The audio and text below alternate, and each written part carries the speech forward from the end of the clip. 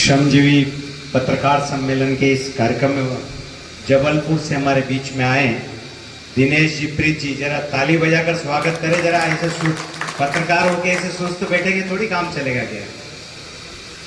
हमारे जिला के अध्यक्ष पुनः नियुक्त हुए क्या, पहले से थे राकेश जी, भाई राकेश जी, हमारे राजेश जी, जोशी जी और एहसान भाई, यहाँ उपस्थित हमारे जिला नगर पंचायत के अध्यक्ष प्रतिनिधि बालाराम जी, लाल सिंह जी, भाई अभय जी, भारत सिंह जी, हमारे सीतामऊ से बधारे मांदलिया जी और उपस्थित मंच पे सभी हमारे वरिष्ठ पत्रकार बंधुओं और सामने विराजी सभी सुहासरा के आसपास के क्षेत्र के पत्रकार बंधुओं।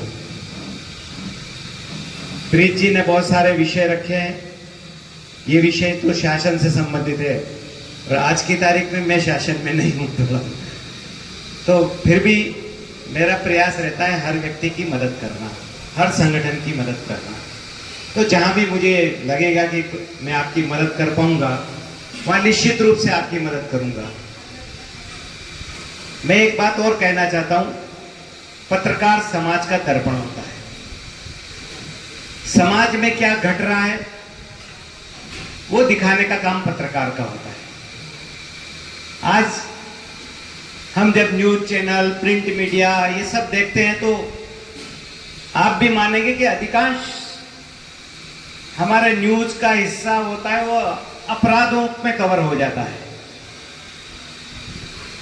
उसकी हत्या हो गई, उसके साथ बलात्कार हो गया, फलाना हो गया, ढिमका हो गया, ये चीजें मीडिया में जोर शोर से सब छपती है और लोग भी उसी को पढ़ते हैं। आपकी भी गलती नहीं कि उसको आप क्यों छापते हैं।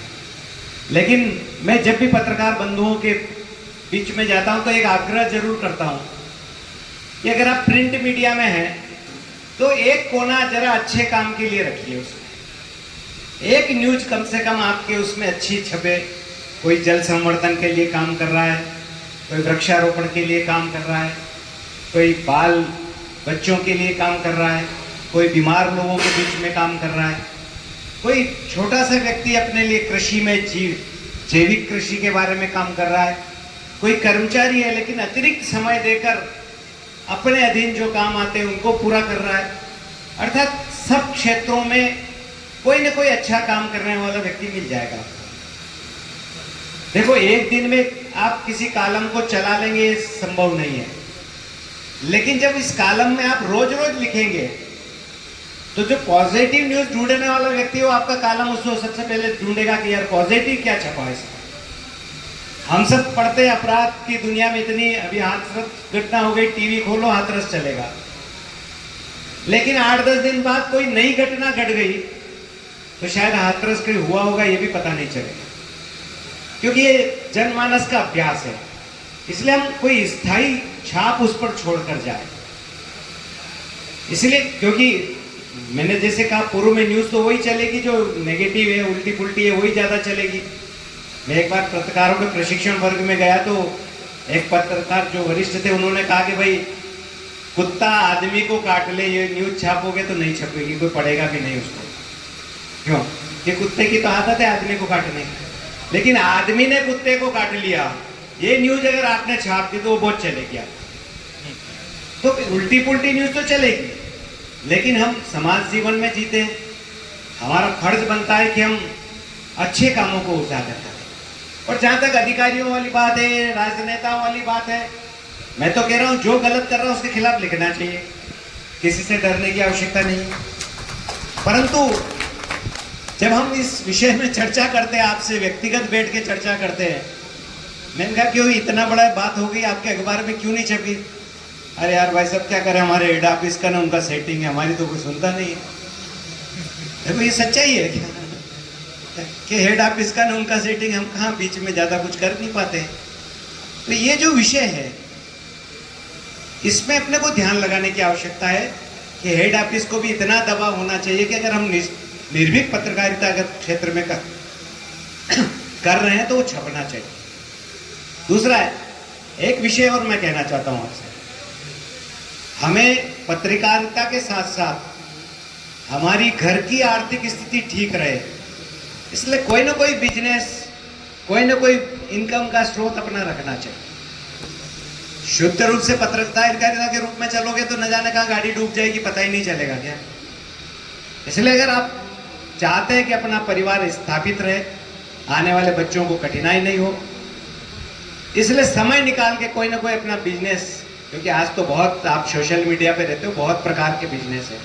शायद हम कल्पना भी नहीं कर सकते कि आदमी पैसा कहाँ से कमा सकता है, शायद कल्पना भी नहीं कर सकते। इसलिए हर प्रकार का कोई ना कोई अपना एक बिजनेस जरूर रखिएगा।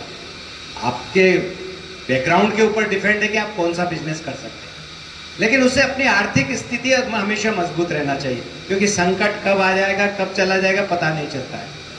जहाँ तक शासन प्रशासन की बात है, अगर आप हमसे मेरे से कोई सहयोग चाहते हैं तो निश्चित रूप से हर कदम पर आपके सहयोग के लिए मैं तैयार हूँ। मैं इतना ही निवेदन अंत में आप सबके बीच में करना चाहूँगा कि क्षेत्र में बहुत सारी चीज़ें ऐसी होती है जिनकी आवाज़ उठाने की आवश्यकता होती है, क्योंकि बहुत सारे गांव के लोग तो समझ ही नहीं पाते बेचारे, उनके साथ क्या हो गया क्या नहीं, वो पता ही नहीं चलता है। आज आपने खुद ने कहा कि अगर हमारा किसी थानेदार से, कलेक्टर से, एसपी से अच्छा संपर्क हो गया तो हम नीचे वाले को तो कुछ गिनते ही नहीं, फिर बाकी तो सब खत्म मामला। हमारा कर्तव्य भी भूल जाते हैं उनके, हमारा तो कलेक्टर साहब से संबंध है, हमारा तो एसपी साहब से संबंध है, हमारा तो टीआई साहब से संबंध है। ऐसा नहीं होना चाहिए। हम जनता की आवाज़ है, हम जनता की आवाज़ उठाते रहेंगे। अभी आपने देखा होगा, अभी लिफ्ट इरिगेशन का काम चल रहा है, कोई आवाज़ नहीं उठा रहा है। हम पूरी ताकत के साथ उसको, क्योंकि इस क्षेत्र को 50 साल तक मिलने वाली योजना है, अगर उसको सही ढंग से हम पूरा नहीं करवा पाए तो एक जनप्रतिनिधि के नाते भी हमारा भी फर्ज बनता है